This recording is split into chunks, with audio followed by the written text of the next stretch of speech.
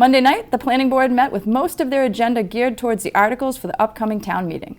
The first appearance of the night was juice bar owner Marcy Pastorio applying for signage at their new location at 20 Broadway, formerly Spot.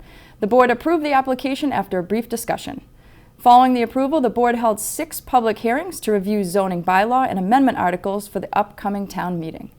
The final agenda item of the night was a continued hearing for a violation of conditions of approval for the definitive subdivision plan for the Upland Woods subdivision. Town planner Paul Halkiotis explained to the board the reasoning behind this continued hearing and his current recommendation. Mr. Chairman, well, I'm happy to report that we are making progress. Campanelli and Alexandria are making progress moving forward with the design for the signalization of Planning Fields Road and Upland Road. They're in the process of kind of transferring officially the responsibility of doing that work from Campanelli to Alexandria and following up with MassDOT and notifying them of who will be involved with kind of managing this project. When we had our hearing last fall, they presented a letter dated October 12th that they had sent to MassDOT answering questions that MassDOT had about these permit requirements. And that letter laid out what I had just explained, that Campanelli is pulling away. They don't really own much real estate left there. And Alexandria has stepped up and is a holder of a couple of parcels there, and they have agreed to pay for the cost of designing and signalizing that intersection. So I received a second letter today addressed to MassDOT where from John Pauly, where he's indicating that they will be taking over and will be acting as the agent to complete the project.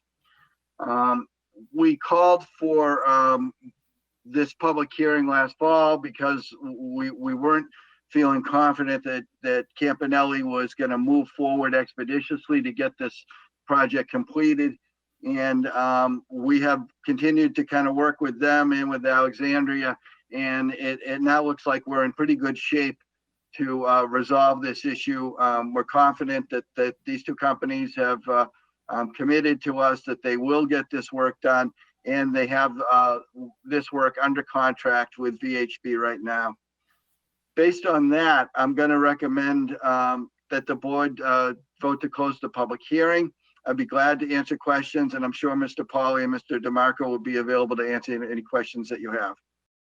The next planning board meeting will be in the coming weeks. Also Monday night, the Sustainability Commission began their meeting with a brief discussion of the Sustainability Action Plan.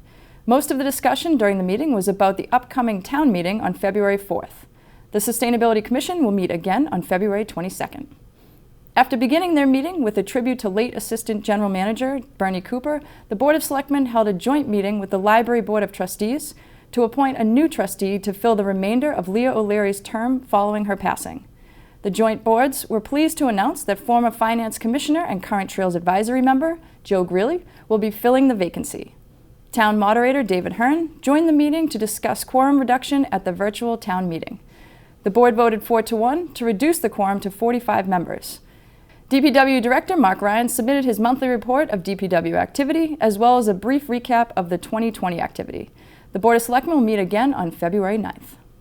The school committee met on Wednesday and had a jam-packed agenda.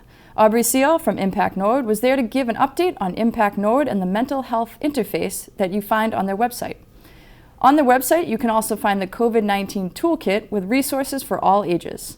Sigal Reese was also there to give her bi-weekly COVID-19 update. Sigal reported the numbers keep increasing since November, but has not seen a huge jump as before.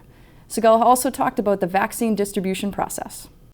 On Monday, the phase 2 of the vaccine plan will open. So that means individuals 75 and older will qualify, will be eligible to receive vaccine.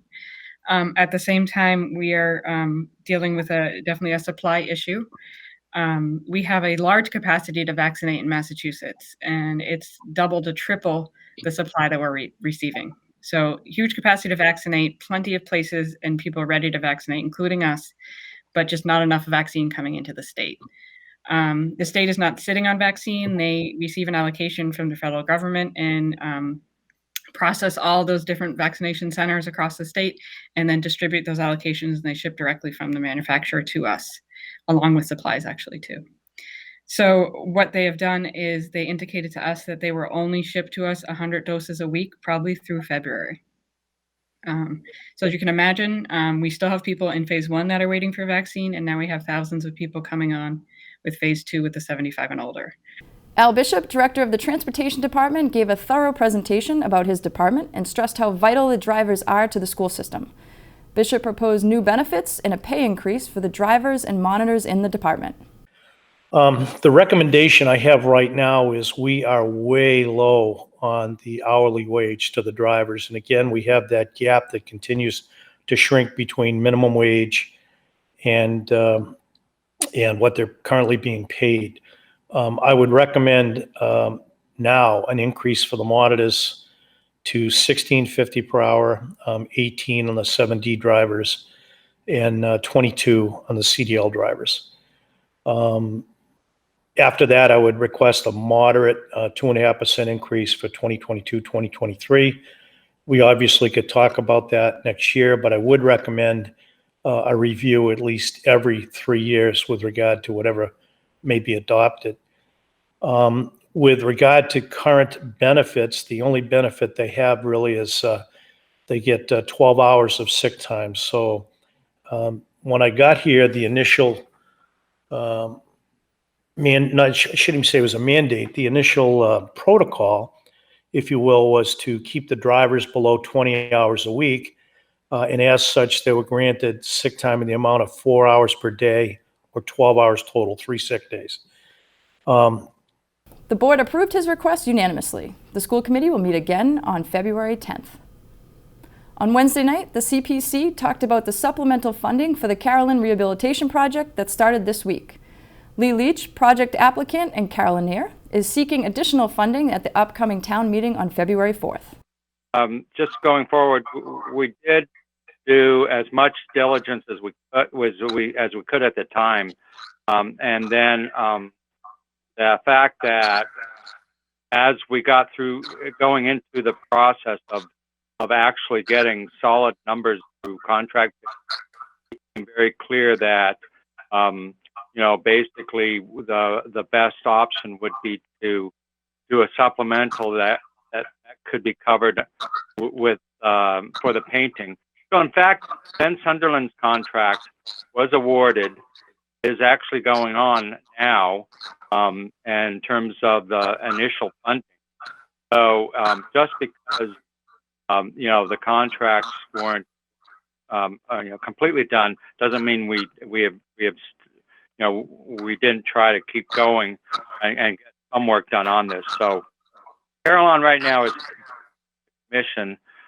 Ben left the one bell that was heard today when Bernie's cortege went through town. So from now until it's reinstalled back and going forward, maybe sometime in the middle of the springtime or late spring, the bells will be silent.